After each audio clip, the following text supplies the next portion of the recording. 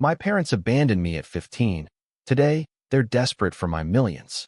Before we begin the story, make sure to subscribe to our channel and never miss more incredible stories every day. The night my parents left me, I was 15 and still naive enough to believe love was unconditional. I remember their voices echoing in the hallway. No goodbyes, just the sound of suitcases thumping down the stairs and the front door slamming one final time. I stood frozen in the middle of our empty living room, clutching a half-packed backpack, my world reduced to a single, ragged breath. At first, I thought it was a mistake. That any minute, they'd return with tearful apologies, blaming stress or a fight I hadn't understood. But the hours dragged on, and no one came. By midnight, the house was a mausoleum. No lights, no laughter, no warmth. The days that followed were a blur of fear and hunger. I sold my old Xbox to buy groceries, rationed ramen, dodged questions from teachers and neighbors. I learned to live small and quiet, just a shadow in my own home. Nights were the worst, curled up under two thin blankets, listening to the wind, haunted by memories of the parents I'd once idolized. In the haze of survival, the red flag sharpened. My mom's obsession with appearances, my dad's constant talk of easy money, the way they'd shut me out of conversations or snapped at me for ruining things. In hindsight, their abandonment wasn't a sudden storm. It was the last act of a slow, cold betrayal. Fast forward, years later, after scholarships, side hustles, and more lonely nights than I could count, I made it. I built a life and a fortune they never believed I could. And today, after years of silence, my phone lights up with a message from an unknown number. "We need your help. Please call us. It's urgent." My parents, back from the dead, desperate and begging. But this time, I'm not the helpless kid they left behind. And I can promise, this story won't end the way they hope. I stared at the message, disbelief warring with fury.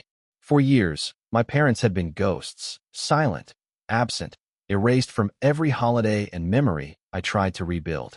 Now, out of nowhere, they needed my help. I nearly deleted the message. Instead, I let it burn in my mind, an ember of the old hurt flaring back to life. Curiosity won. I dialed the number, heartbeat hammering in my ears. It rang too long before a voice answered. My mother's, older but unmistakable, brittle with forced cheer. "Darling, we've missed you so much." I flinched at her false affection. "Why are you calling me?" A sigh, then my father's voice, sharp and urgent. "We know it's been hard, but we need your support. Your mother's been sick, and the business failed. We're desperate, sweetheart." Sweetheart. The word felt like a knife. I wanted to scream, to hang up, to ask where they'd been when I was sick, alone, hungry. Instead, I forced my voice flat. "What do you want?" They didn't even pretend. "We heard about your success. We just need a little help getting back on our feet. We're family, after all." Family. The nerve. I let them talk, spinning tales of hardship, legal troubles, second chances. But their voices were tinged with envy and greed, not love or regret. When they realized I wasn't promising anything, my father's tone turned cold. "We gave you life. The least you can do is give back." That's when I heard someone whispering in the background. Another voice, eager and calculating. "We'll just have to try harder," it hissed. A shiver ran down my spine. They weren't alone, and they weren't giving up. As I hung up, my phone buzzed again. A string of missed calls from unknown numbers. My past wasn't just knocking. It was about to kick down the door. The barrage of calls didn't stop. Every hour, a new number lit up my phone. Voicemails piling up, each more desperate or manipulative than the last. My mother's voice cracked with tears. My father's grew sharper, almost threatening. "Don't forget where you came from," he barked in one message. "You owe us everything." I changed my number. Within a day, a letter arrived at my office. No return address, just my name in my mother's neat handwriting. Inside, a rambling apology, a plea for money, and tucked between the pages, family photos I hadn't seen in years. Me as a child, laughing in my father's arms, my mother holding a birthday cake.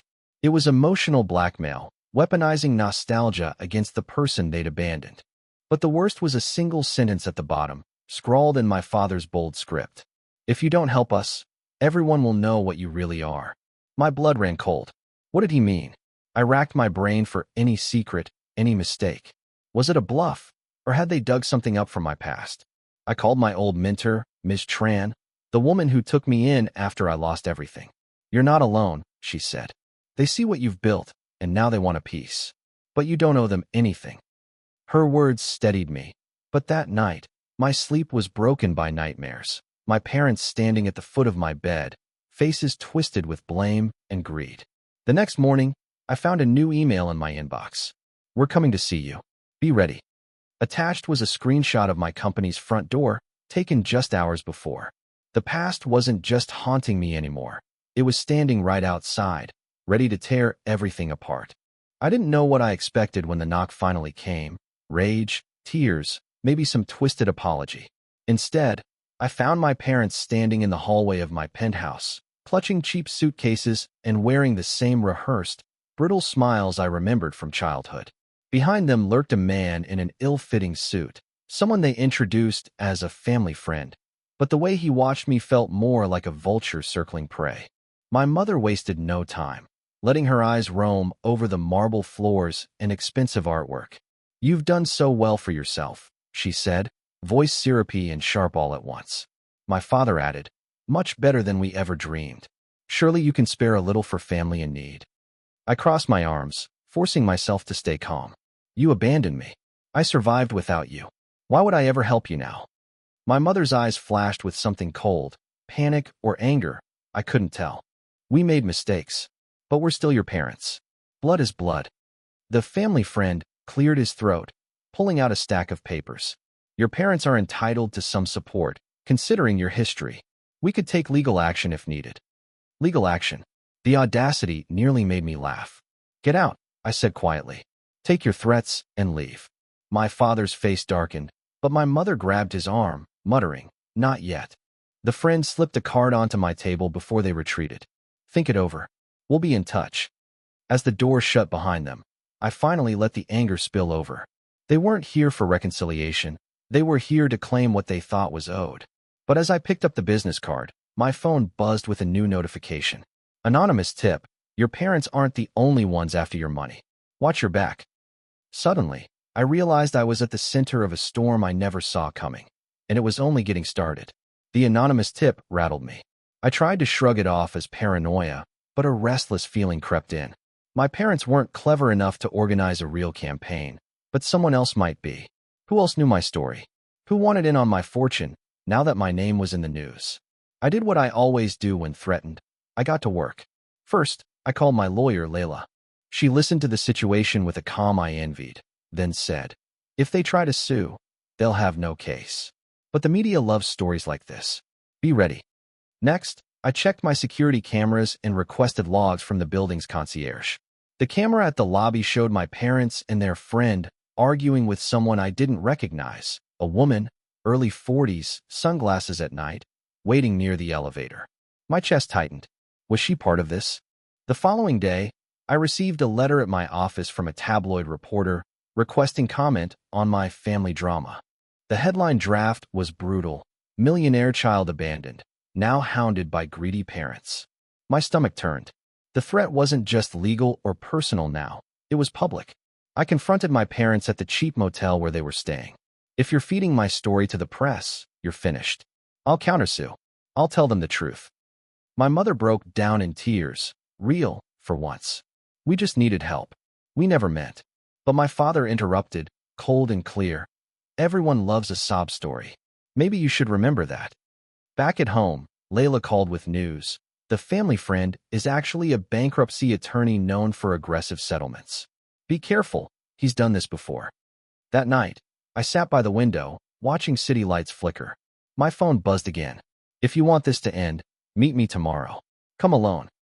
I didn't know who to trust, but I knew one thing. If I wanted my life back, I'd have to face my past head-on, even if it meant losing everything I'd built. The next morning, anxiety chewed at my nerves as I made my way to the address from the anonymous message, a rundown cafe on the city's edge, the kind of place that felt invisible. I kept my head down, scanning every face as I entered. In the back booth, a woman in dark sunglasses waited, a manila folder on the table between her hands. She gestured for me to sit. You don't know me, she said quietly, but I know your parents and the attorney. I used to work for him. I watched her carefully, not trusting anything. Why did you call me here? She slid the folder across. Your parents are desperate. They hired him to dig up dirt, anything to force a payout. He doesn't care who gets hurt. He's used stories like yours to ruin people before. He'll threaten, leak, harass. I got out because I couldn't stomach it anymore. I opened the folder. Copies of emails, text messages, legal drafts. Evidence that my parents were plotting with the lawyer to destroy my reputation if I didn't pay up. My stomach twisted as I read their words. Cold, transactional, entitled. She leaned in. You have power. More than you think. If you go public first, tell your side, show who they really are, you can take the wind out of their sails. The press wants a headline, but they love a redemption story even more. I thanked her, heart pounding. As she left, she paused. You're not alone, but you have to fight smart. On the way home, I called Layla and sent her everything. Prepare for war, she said, her voice steely. We'll go on the offensive. It's time everyone sees who your parents really are. That night, I drafted my own statement. Raw, honest, unforgiving. My story in my own words. I hit send. By morning, my face was everywhere. Headlines, interviews, trending hashtags. But for the first time, I didn't feel like a victim. This was my life, and I was done letting anyone else write my ending. The backlash was instant and relentless. Comments, tweets, articles dissecting my childhood and success. Some people called me ungrateful, others praised my courage. Reporters camped outside my building, hungry for a soundbite. Every time my parents tried to play the victims, Layla countered with documents, emails, proof of their betrayal. I watched my father on a morning show, voice trembling with righteous indignation. All we want is our family back, he pleaded, eyes glistening. Our child has forgotten us. He clutched a faded photo of me as a boy, performing for the world. I wanted to be sick. But for every manipulative interview, there was another article revealing the truth. Old neighbors came forward, teachers, friends, even the social worker who'd helped me at 15. Their words painted the real picture. Parents who abandoned, not parents who grieved. Support poured in from strangers who'd lived through similar betrayals, their messages a lifeline in the storm. Ms. Tran called every night. Remember, you owe them nothing. Blood is not a free pass. Even so, some days were unbearable. A cousin reached out, begging me to just give them what they want so this will end. I blocked her number. The only family I trusted now was the one I'd chosen. Late one night, Layla messaged, the attorney's backing off. The media pressure is turning against your parents. But there's a new wrinkle. A distant uncle is threatening to sue on their behalf. Wants a piece of your money, too. I stared at my reflection, exhausted but resolute. They'd underestimated me once. They wouldn't do it again. As the next legal threat arrived, this time from someone I barely remembered, I realized this fight wasn't just about the past. It was about drawing the line once and for all, and finally breaking free from their grip. The distant uncle's lawsuit was a joke on paper, but the message behind it was clear. My family's greed had no limits. Layla handled it with professional disdain. One letter, and the threat evaporated, but the damage lingered. My phone filled with messages from relatives I hadn't spoken to in years, their words cloying, laced with old photos and fake nostalgia. We always loved you, you know. Let's talk about how we can help each other. I blocked them all.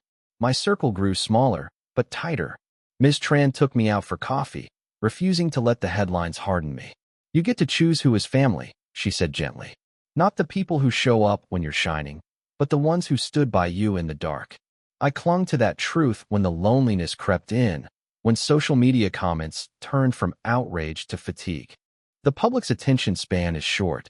Soon, my story was just another viral headline, swept away by the next scandal. My parents, sensing the tide had turned, sent one final, pitiful email. We're leaving the city. We hope you'll forgive us one day. I didn't respond. That weekend, I invited the people who mattered, Ms. Tran, Layla, my two closest friends from college, over for dinner. We laughed, shared old stories, toasted to freedom. It wasn't the family I'd started with, but it was the one I'd built, brick by brick, through pain and perseverance. As I washed dishes that night, I felt something new, peace. The kind that doesn't come from forgiveness, but from release. I owed nothing to the people who abandoned me, only to those who helped me survive.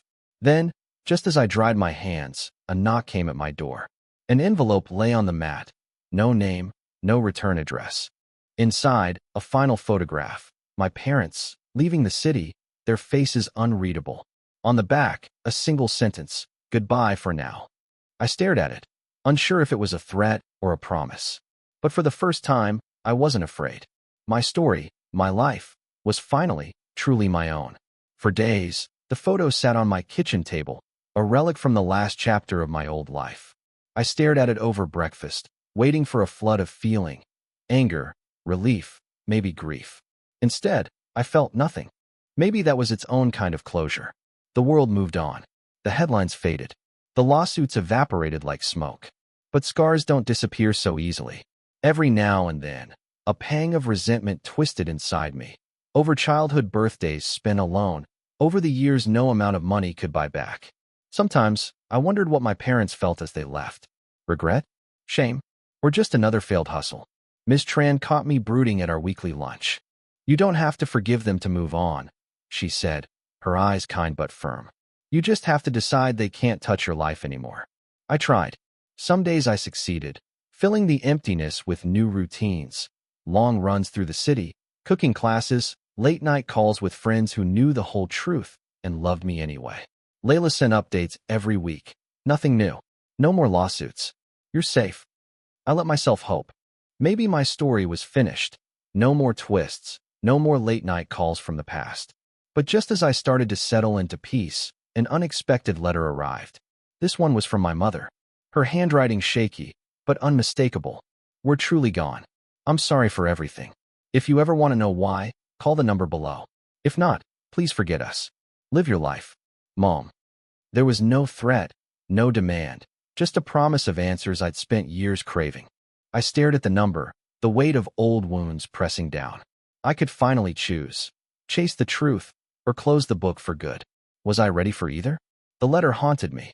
For nights, I left it untouched, trying to ignore the itch of old questions. Why did they do it? Was it really about money? Or something darker, something broken I never saw? One evening, after dinner with friends, I sat at my kitchen table. Just me, a mug of cold tea, and my mother's trembling script. My thumb hovered over the phone. The number glared up at me, daring me to call. I dialed. One ring. Two. I nearly hung up, but then her voice came through. Older, weaker, no trace of the venom I remembered. "Hello." Silence stretched between us. "It's me," I said, not quite believing it myself. She started to cry.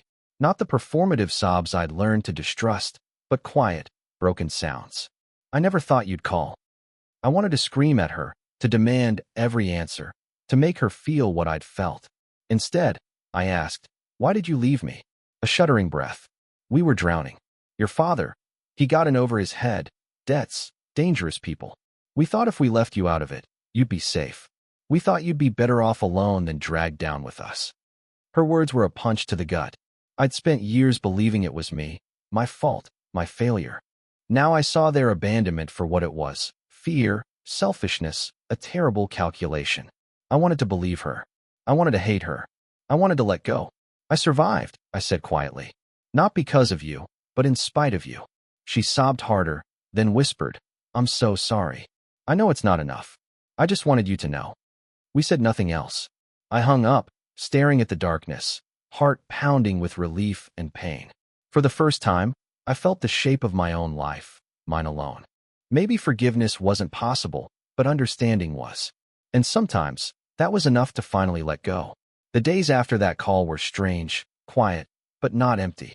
The ghosts that had followed me for so long seemed softer, less defined. I slept deeper. My laughter, when it came, felt less forced, like my body was finally remembering what it was to relax. I shared the truth with Ms. Tran and Layla. Over tea, I recounted every word of the call. Ms. Tran hugged me tight, pride shining in her eyes. "You faced it," she said. "That's all you ever needed to do. You chose your own peace." For a while, I waited for another message, another crisis. Instead, nothing. Even my parents' old allies, greedy relatives, the vulture attorney, disappeared into the background. The city, once a maze of painful memories, became new territory again. I walked different streets, found new favorite spots, let my world expand. My friends noticed the change. Dinners lasted longer. Jokes came easier. The loneliness faded, replaced by genuine connection, no longer built on survival, but on choice. I started giving back, too, mentoring kids in foster care, donating to shelters, offering the kind of support I once craved and rarely found. One evening, as the sun set behind the skyline, I stood on my balcony with a glass of wine, thinking of the 15-year-old I'd been, afraid, abandoned, convinced I'd never be enough. I raised my glass to that ghost and whispered, "We made it." My phone chimed. This time, it wasn't a threat or a plea, just a message from a mentee, thanking me for showing them that the past didn't have to decide the future. I smiled, heart lighter than it had been in years. This was freedom, and for the first time, I knew I deserved every moment of it. As weeks passed, the need to explain or defend myself evaporated. The city felt friendlier, the silence peaceful, not punishing. I poured myself into my work and my chosen family. Layla teased me about finally taking weekends off.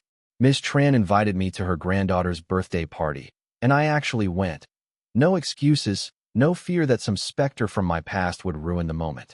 Occasionally, someone from my old life would reach out, a cousin fishing for details, an old classmate chasing gossip. I let those messages sit, unread, reminders of a version of myself I no longer needed to revisit.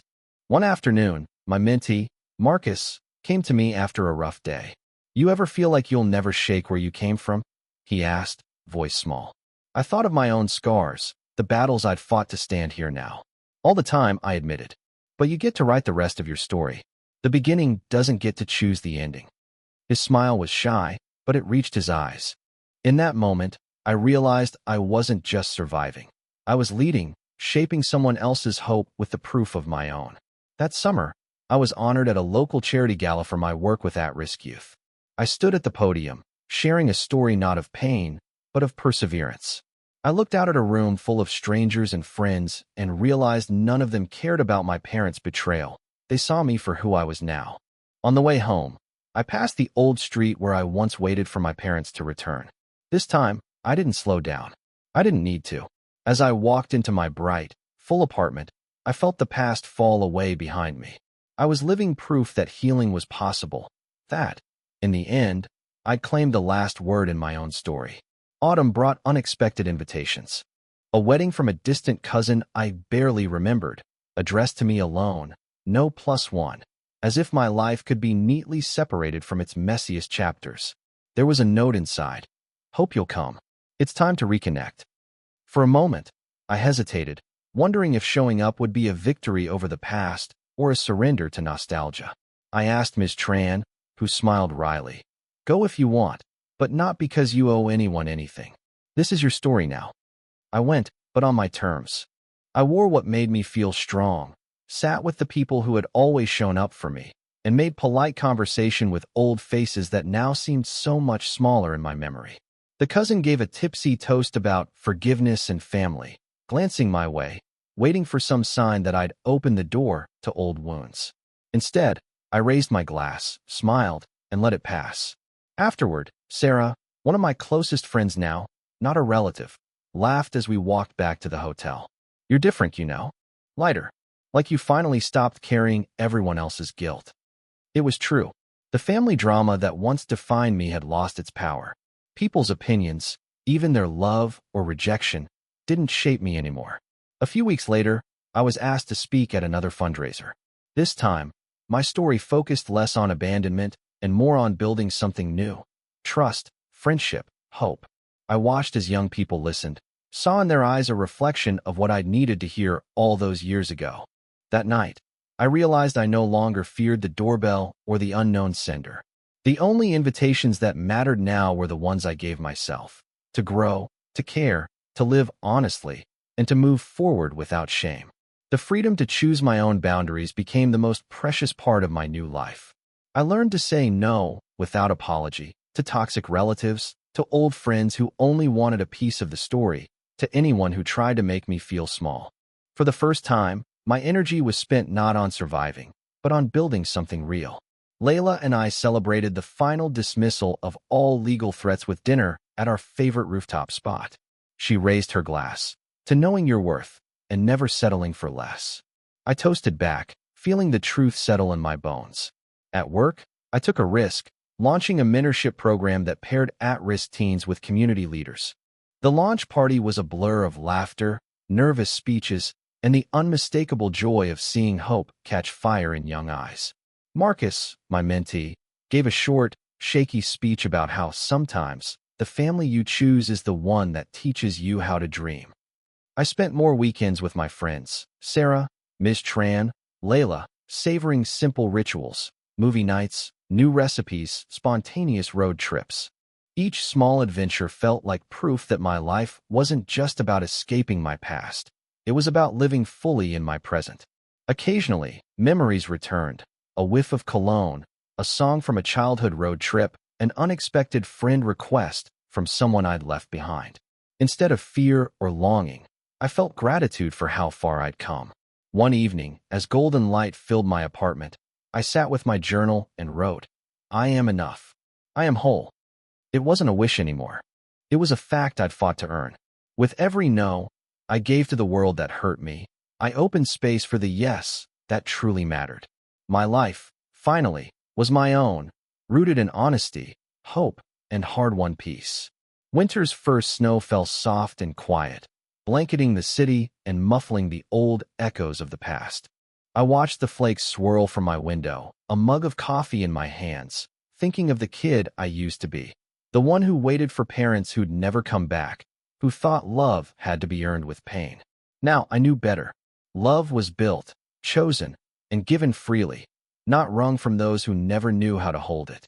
My phone glowed with messages from people who mattered, friends planning a weekend trip, Marcus sharing news of his college acceptance, MS. Tran sending a picture of her granddaughter in a ridiculous holiday sweater. This was my family, my real one. On the anniversary of the day my parents left, I visited the old house one last time. It stood empty, windows boarded, as if refusing to witness any more heartbreak. I touched the gate, whispered a quiet goodbye, and let the memories settle for good. The past was part of me, but it no longer defined me.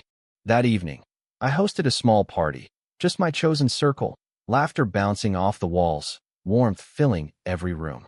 When someone toasted to found family and new traditions, I felt my throat tighten with gratitude.